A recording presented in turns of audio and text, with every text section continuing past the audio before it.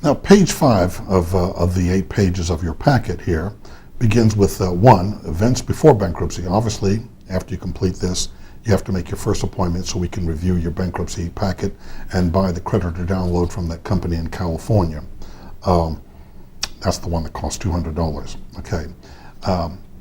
Then, when you come back, you will have to get your certificate of credit counseling. That's going to cost $15, but we'll do that just before you come back for the appointment. Take a look at paragraph 2. It describes by day and event what happens in every bankruptcy case. It'll happen in your case, it'll happen in the next case, it'll happen in all the other cases. Day 1, as soon as we have our paperwork prepared, we're prepared now to electronically file your bankruptcy pleadings with the United States Bankruptcy Court. That's here in Orlando, covering the counties of Central Florida. Other cases go to the Jacksonville Division, other to Tampa Division. Now, as soon as you file this, an automatic temporary injunction called the automatic stay automatically and immediately goes into effect to protect you and your property at that magic moment that we file. So you file, the wall goes up like this, the creditors hit the wall, you're on the other side of the wall. So day two, you begin your fresh start in economic life. You can put money in old bank accounts, set up new bank accounts, acquire property, start new businesses, set up new corporations, become rich and famous, and run for President of the United States. Within 7 days, you and your creditors will receive in the mail the bankruptcy notice. They come from the Bankruptcy Notice Center in Maryland, and they look like this. It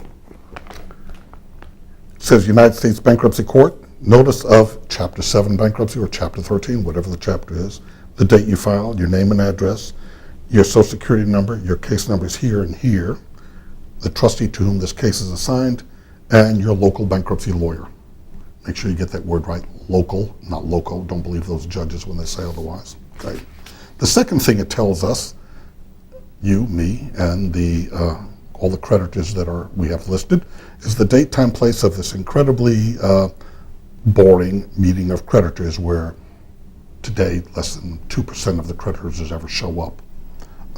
But it's what the law requires that there is this meeting of creditors. It gives us the date, time, and place, which is right here in Orlando. And then it tells the creditors, and this date is approximately 30 days, 4 or 5 weeks after you file, let's say 30 days as an average.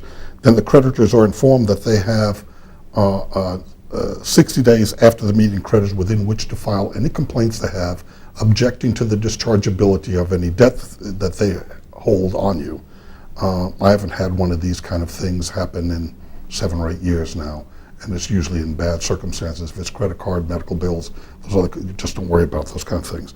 And of course, it tells them they may not take certain action because the filing of the bankruptcy creates an automatic stay that prohibits them from going against you or your property without permission of the bankruptcy court. Otherwise, they can be sanctioned if they do so. So that's the first thing you get. This is about 1 week after you file. Now, when you get it, of course, then you have case number here and here. Then there's a second course on financial management that you will have to take. That costs $9. We'll discuss that later on when you come in. Now, when you get yours, of course, we get ours. And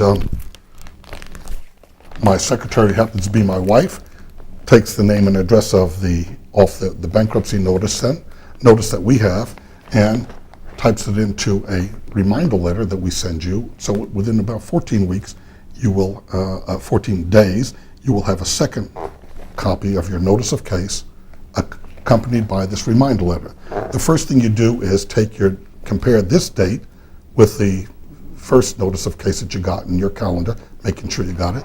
Then you will end up reading through this, the highlights of the things we've talked about, the things that we talked about to create your pleadings, the information that you provided, the things I told you. And then down here are the typical trustees' questions. So long before you get to your meeting creditors, you will know what the questions are. And trust me, I'll make sure that you also know what the answers are. That's about the second week. About the 4th or 5th week, you will go downtown to and don't worry, when you come in, we'll show you all of this all over again. You will go to the John Young Courthouse for your meeting of creditors, and one of our hearing attorneys will be down there with you. That's Leo or Isabel Freeman. They're longtime bankruptcy practitioners.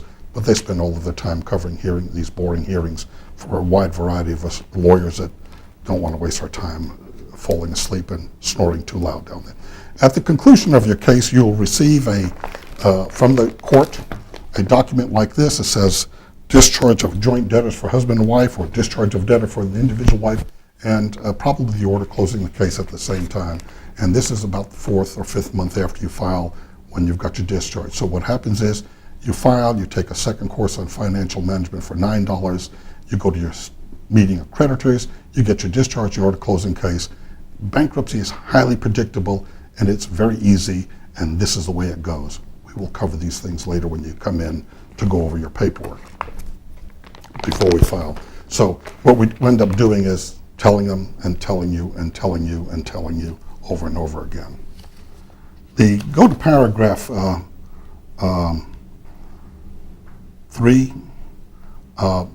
As I said, about no more than 180 days, 99% of these cases are done in Chapter 7. In Chapter 13, there's a 3 to 5 year payment plan after which they get a discharge and the order closing case. That's explained in paragraph 4 and 5.